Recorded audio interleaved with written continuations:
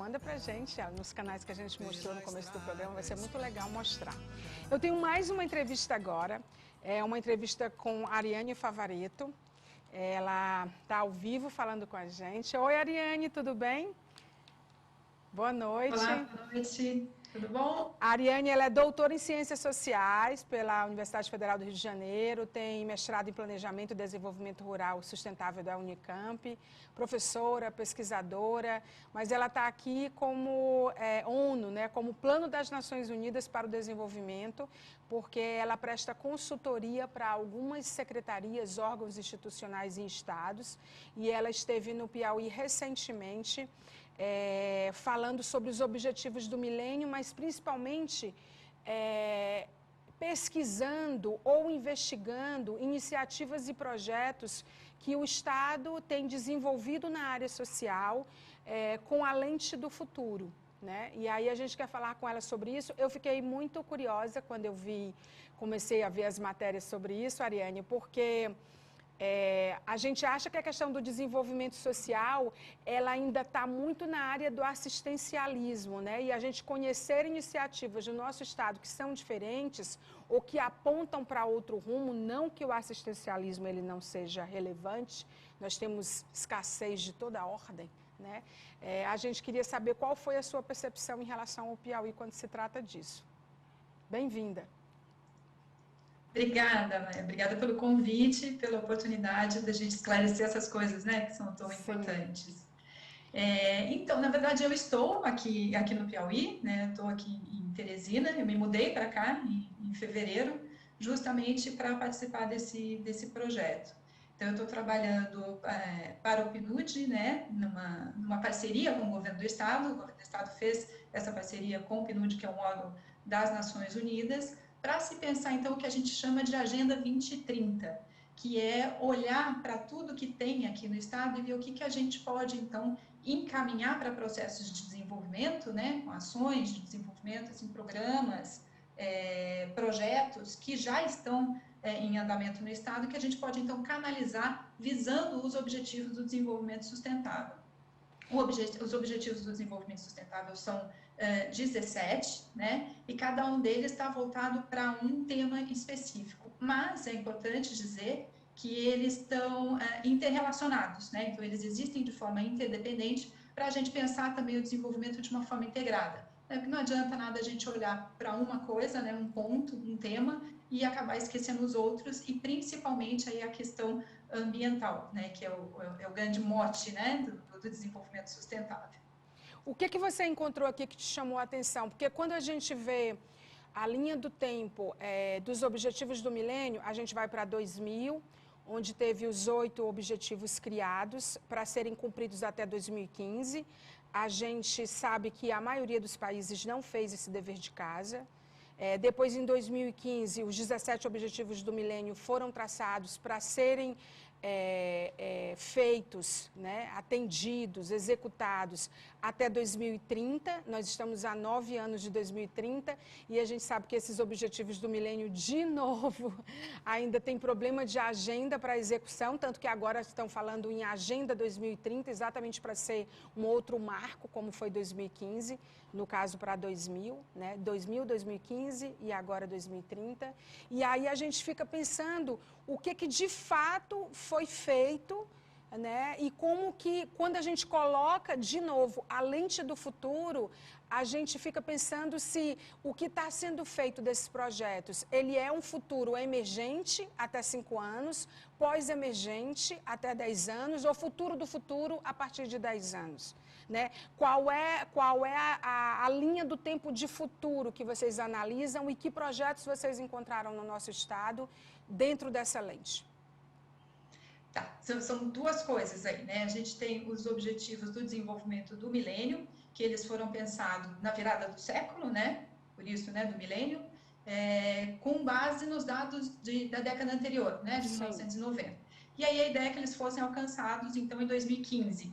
Eram 8 objetivos do desenvolvimento do milênio para serem alcançados em 2015. Só que a gente tinha um cenário bem diferente, né? A gente tinha o governo federal estava trabalhando para o alcance desses objetivos também. E aí a gente tem, então, uma avaliação por parte da ONU, né, de todos os países que são membros e que aceitaram essa proposta dos Objetivos do Desenvolvimento do Milênio. Então, houve uma avaliação disso e avaliou-se que foi um movimento muito importante, né, que todos os países começaram a pensar numa agenda comum, isso é muito importante. E daí nasce, então, os Objetivos do Desenvolvimento Sustentável meio que como uma continuidade dos Objetivos do Desenvolvimento do Milênio. Só que agora a gente tem um ponto bem importante, que o governo federal meio que deixou de lado a proposta. Né? Então, antes, até 2015, a gente tinha um grupo instalado no governo federal para pensar o atingimento dessas metas, e agora a gente não tem mais. Então, por isso a iniciativa do governo do estado é importante para se pensar, então, em tudo isso, porque em nível nacional isso não acontece mais. Então, a ideia é se pensar nisso para o governo do estado. E aí você me pergunta dos projetos, né? A gente está ainda em fase de análise dos projetos que estão em andamento, mas a gente pegando os dados do estado, a gente vê que o Piauí é um dos estados que mais cresceu em termos de desenvolvimento, se a gente for pegar IDH, por exemplo, ou outros indicadores de desenvolvimento, nos últimos 20 anos. Então, a ideia é que a gente possa aproveitar, então, todo esse saber fazer que já existe na estrutura governamental e canalizar, então, para que a gente alcance os Objetivos do Desenvolvimento Sustentável de forma mais rápida, né? A gente está numa fase de desenho de metas, né? A gente tem as metas que são desenhadas pela ONU, mas a gente precisa trazer isso um pouco mais para o chão, né? Aqui para o Estado. Então, a gente vai rever essas metas que são colocadas em nível mundial para o Estado e, a partir daí, então, ver o que tem de projetos, de programas, de ações e acelerar isso, principalmente nos lugares, né? E aqui no estado a gente tem uma organização estadual em territórios de desenvolvimento. Então a ideia é a gente olhar para esses territórios, é importante olhar para eles, porque eles têm, a gente vê o estado todo e a gente sabe que não é uma coisa só, né? Nenhum estado nenhum lugar é uma coisa homogênea, né? Uma massa homogênea. Então é importante olhar para esses territórios, cada um com a sua singularidade. E é isso que a gente vai fazer daqui para frente nesse processo de elaboração da Agenda 2030 para o estado do Piauí. É olhar, então, para esses territórios, ver como é que eles estão caminhando nessa questão do desenvolvimento e propor, então, ações, principalmente para os territórios onde as metas desenhadas, né, para os Objetivos do Desenvolvimento Sustentável, estão muito aquém do esperado. Então, esse é um processo ainda, né, que a gente está caminhando. A previsão é que a gente tenha a finalização da Agenda 2030 para o Piauí, com base nos ODS, em julho do ano que vem. Então, como eu disse no início, né, eu estou aqui desde fevereiro, então é um processo ainda que está se iniciando, e junto comigo eu tenho toda uma equipe, né, de trabalho para a gente então, pensar nessas ações e focalizar então nesses territórios que vão precisar de uma atenção maior.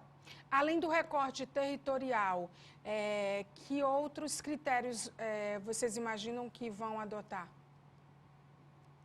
A gente está trabalhando com alguns que a gente chama de conceitos fundamentais, né? E a gente, olhando para o Brasil hoje, né, a gente tem que levar, obviamente, em consideração a pandemia, por exemplo, né? Então, além, né, dos territórios, a gente está pensando muito na questão do desenvolvimento e da sustentabilidade, e na sustentabilidade a gente está pensando, né, tanto do lado econômico, no lado social, no lado ambiental, mas também no lado cultural, né? Porque a gente sabe que não dá para chegar e impor as coisas nesses territórios, né? A gente tem que entender como é que eles funcionam e casar com as expectativas que eles têm. Então, essa é a proposta. E a gente pensa também que não adianta a gente focar em determinado local, como você tocou antes, na questão da assistência social, por exemplo. Não adianta a gente olhar para a assistência social e não olhar para os outros campos, né? Senão a gente vai ficar sempre no assistencialismo e não consegue avançar. Então, a gente tem que pensar também em maneiras de gerar renda, de ter mais emprego, enfim, aquelas questões que são sempre problemáticas e acabaram se aprofundando ainda mais agora na pandemia, né? A questão das desigualdades ficaram muito mais latentes durante a pandemia. Então, é preciso olhar para isso também, né? Procurar entender o que aconteceu nesses 2 anos, né, do passado para cá, e onde a gente pode incidir de maneira mais efetiva.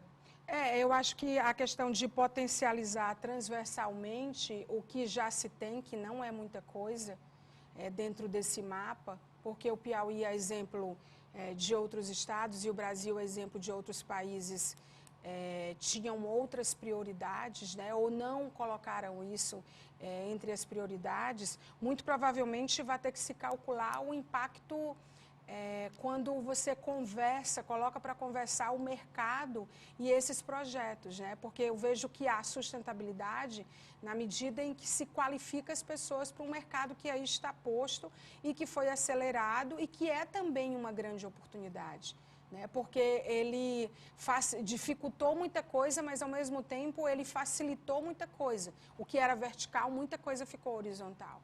Então, assim, eu acho que vocês muito provavelmente devem adotar uma metodologia própria, porque o caso do Piauí, como de outros estados, exige uma metodologia própria que olhe para o estado como o estado é e com o que o estado tem. Nós somos, sim, um estado com muita potencialidade e que talvez essa seja uma oportunidade de aproveitar isso para melhorar a vida das pessoas e seguir com essa agenda que é global e que é tão importante.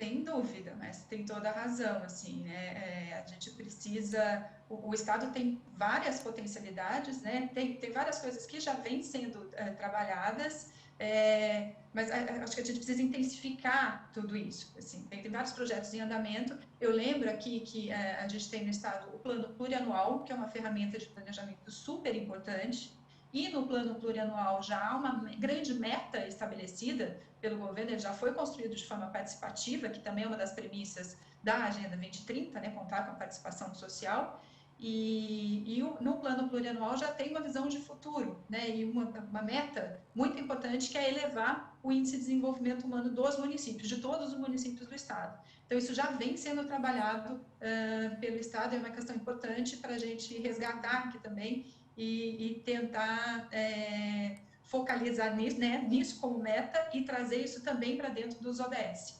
É como você olhar para o automóvel e não pensar só no automóvel, pensar no engarrafamento. Acho que o exercício de futuro, ele requer essa percepção e essa imersão mesmo, né? Assim, porque os indicadores que delineiam a questão dos impactos, como o IDH, como o IPEA, como os dados do IBGE, que quase a gente ainda está sobre a ameaça de um apagão gigante, né? Porque é uma coisa que ainda não está bem clara, apesar de ter sido autorizado e tudo, mas os dados do IBGE é o que a gente tem quando a gente trata de indicadores que são muito potentes, né? É um ponto de partida super importante. Mas, assim, eu acho que a questão da metodologia própria, de um indicador que junte isso tudo e que resulte no custo-benefício, mas principalmente nas pessoas beneficiadas, para o futuro, o que me preocupa, para mim o ponto de atenção aí, Ariane, é a questão futuro. E falando em futuro, você tem até julho, e 2022 será um ano eleitoral, ou um ano sem futuro. Do ponto de vista de investimento e de liberdade, ou legalmente falando, no sentido de se movimentar algumas coisas. Isso te preocupa?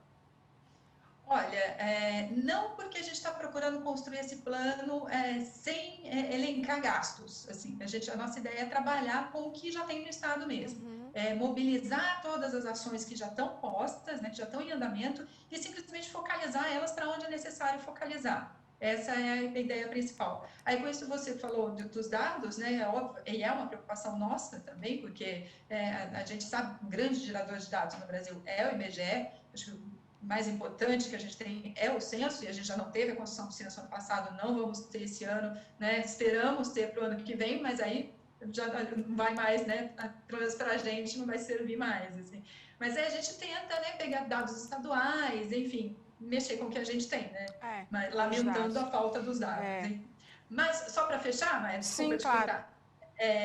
A ideia, então, é não gerar gastos, assim, para além. Porque a gente sabe que a estrutura de governo já não tem, né, muito orçamento próprio, ainda mais com as questões da pandemia, teve que se canalizar muito para a saúde, né, a questão de gastos. Então, a ideia é essa, pegar o que já tem e focalizar onde precisa. Sim, muito interessante. Eu desejo que esse projeto seja exitoso. Eu acho que o governo do estado está diante de uma grande oportunidade. O nosso estado, repito, é potente. Eu acredito em lentes do futuro, porque estudo o futuro já há 4 anos e meio, quase 5.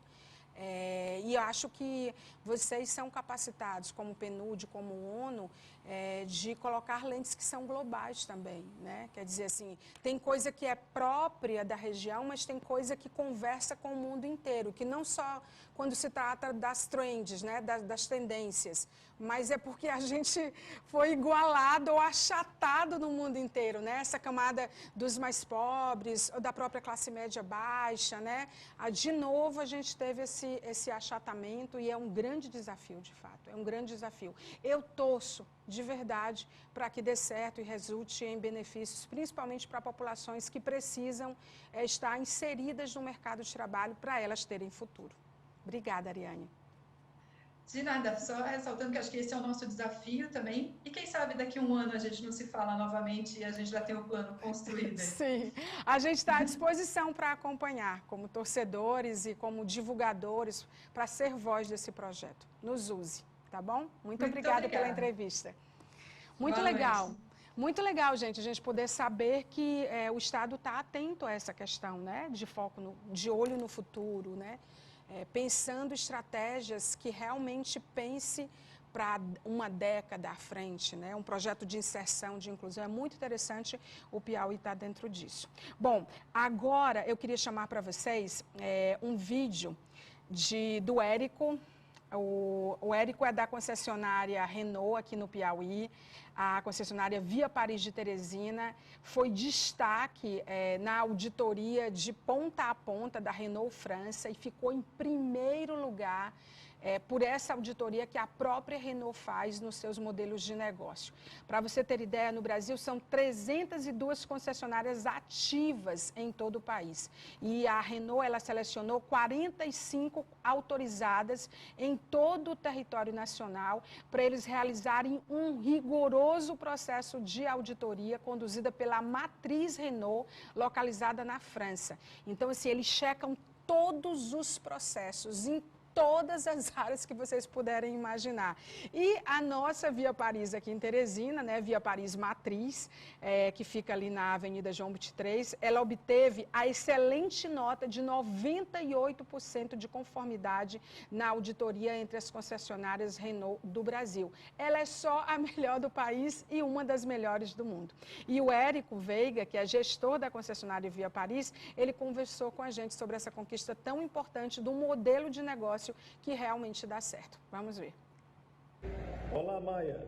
Muita felicidade em estar aqui compartilhando com você e com seus telespectadores o resultado dessa auditoria que avaliou em todo o Brasil, avaliou em 45 concessionárias das 309